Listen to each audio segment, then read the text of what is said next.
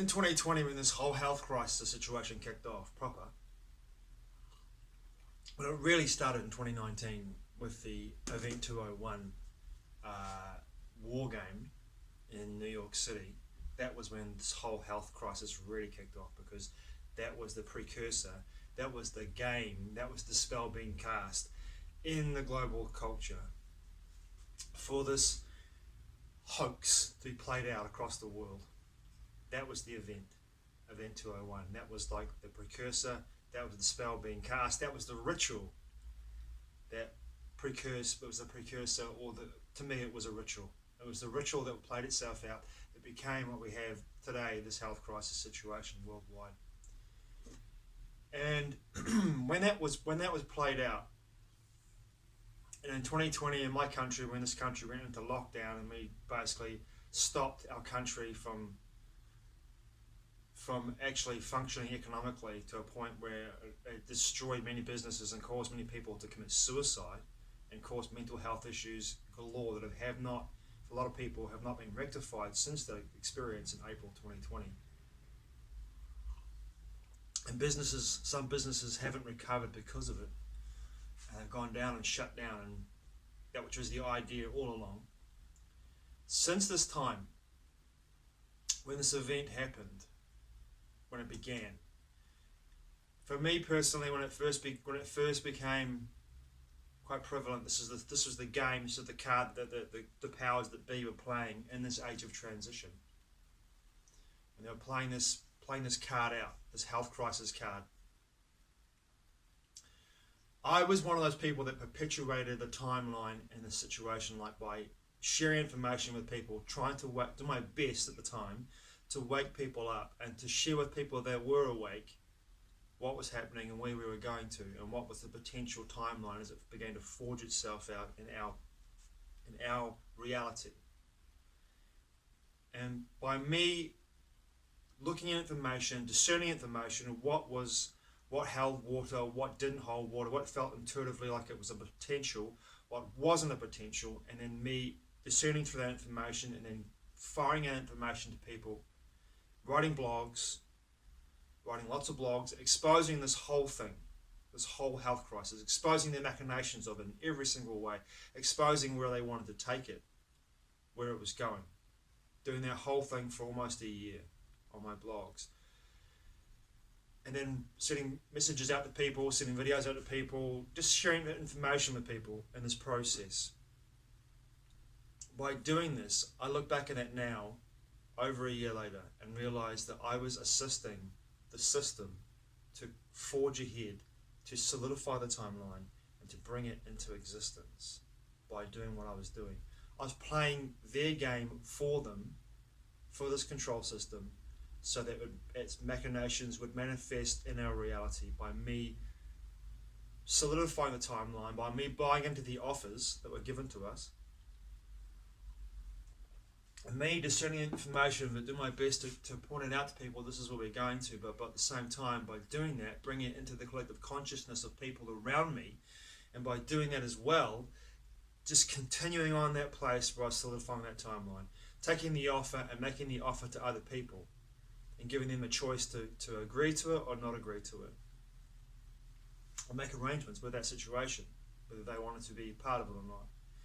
Now, someone just recently sent me a video that was on BitChute, and I found it quite funny because it really hit home for me about the idea of the offers that are in place, but also how I made a video not long ago about this whole situation, about the idea that by putting these offers out there into society, and I'm talking about once again in this video here, putting these offers out into society, people like me pick them up, take them, discern them, and then send them to people that I know and friends that I know and people that I want to share this information with, and by doing that, plant the seeds in people's minds for the potential for these timelines to forge ahead and manifest in our society and our reality.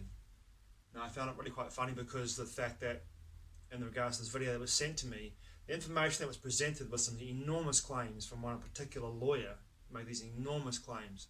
And I know that the claims he made were on the record and had merit. They were actually the processes that these particular medical agencies and emergency agencies in the United States had actually gone through these processes of doing war game scenarios with these particular scenarios that could eventuate in society, and particular outbreaks of certain infection that could bring about a, shall we say, a zombie apocalypse. And he was pretty certain that due to the nature of what he'd been told by certain whistleblowers, that was what was going to happen this year in the United States. They were going to face this particular scenario, this zombie apocalypse scenario, and through a Marburg virus. And the funny thing is for me too, over the last couple of years, the more I've researched into viruses, the more I've actually been open and intuitively to be guided to look at information presenting itself to me in regards to health.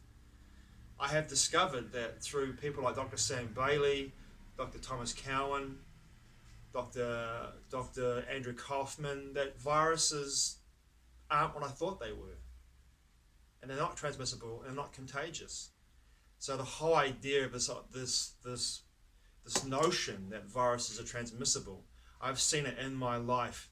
I've been working around people that supposedly had Omicron for the last 4 months and never got sick myself personally. Never got sick. Never got to a place where I was around them the whole time for 8 hours a day, 9 hours a day for 3 or 4 weeks. They were all having this particular supposed infection, and I didn't get it.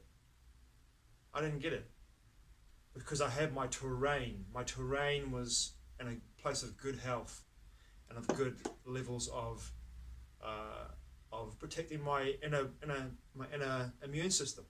So therefore, I didn't get sick. I didn't catch this because I don't think you can catch these things. They're not transmissible. But I'm digressing here. So this cat was saying that, this lawyer was saying that they're in the United States, they're facing a situation where they're going to have this outbreak, and it's going to cause a zombie apocalypse. And I cracked up laughing when I saw it, because once again it was like someone taking a offer and then projecting it out into the world, and people who pick up on that and want to be and see it and pass it on to other people, are only solidifying the game's intention to make people believe in the offer, and therefore by believing in the offer, taking the offer and manifesting it in reality, making it happen, so to speak, seeing it play out. And I really feel this is the situation we have to discern for information and see it for what it is. It's simply that, an offer, and don't buy into it.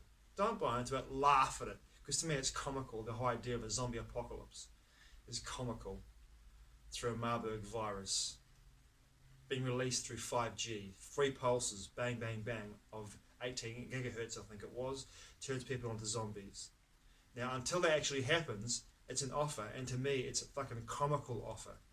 It's just like, I can see the predictive programming through The Walking Dead, Fear the Walking Dead, TV shows, movies, zombies, over the last 15 years, 20 years, or longer, if you look at Romero stuff in the 60s as well.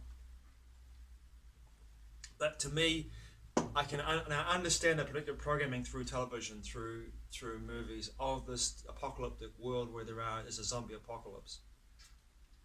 I can see that. But to me, it's like I still feel as though all that stuff is just in the offer stage, and to me it's in the comical side of the offer stage. I don't see it happening, not in my reality.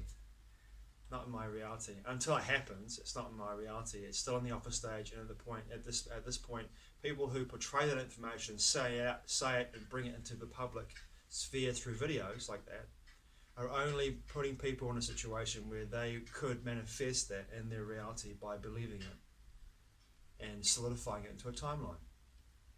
So for me now in 2022, it's about looking at information, discerning for myself whether that information has any intuitive meaning in my life. That's anything I'm receiving in regards to information. Receiving that information, looking at it, discerning for myself, does it have any meaning in my life? Does it affect me in any way? Is it in the offer stage? If it's in the offer stage, then I have to take it. It's as simple as that. I don't have to believe in it. I have to take it. And that goes with everything in my life. How I live my life these days. It's all in an offer stage. Everything's in the offer until I agree to actually partake in it. That's how I'm living my life. And that's how I'm looking back at it now. if it wasn't for this health crisis and what I've experienced the last couple of years, I wouldn't have grown to a place where I've understood this in my personal development. I wouldn't have come to a place where I know this now. I truly embrace this and embody this way of life, this way of living in my life now, way of living my life. Everything is in the offer stage until I agree to actually take it. It's a very powerful place to come from, and I feel so empowered by this notion. And things like that video that was sent to me, I think it's just comical, really just comical, until, of course, some people take it very seriously, and I understand that, but to me, it's just comical. Until it happens. And to me, in my reality, it's not going to happen. It's not going to happen. Thanks for watching, I truly appreciate it. Mā te wā. I'll see you again soon.